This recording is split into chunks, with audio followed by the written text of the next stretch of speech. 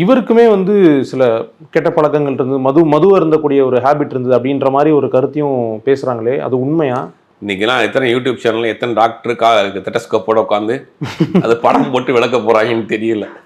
அதாவது இன்னைக்கு உள்ள சூழ்நிலையில் எந்த பழக்கம் இல்லாதவங்களுக்கு கூட ஹார்ட் அட்டாக் வருது, பல்வேறு விதமான நோய் வருது. எல்லா பழக்கமும் உள்ள ஆட்கள் வந்து கல்லாதான் சுற்றிக்கிட்டு இருக்காங்க. அதையும் நம்ம பார்க்க ஜிம்லேயே சிலர் சுருண்டு விழுற வீடியோலாம் அப்போ என்னன்னா இன்னைக்கு நம்ம வாழ்வியல் முறை மாறிடுச்சு, உணவு பழக்க வழக்கம் மாறிடுச்சு. அப்படிங்கும் போது அதெல்லாம் இருக்குது.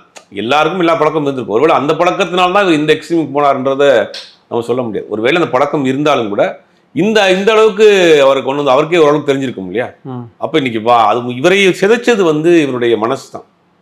இவருடைய உடம்பை சிதைச்சது மனசு தான், வேற யாருமே இல்லை.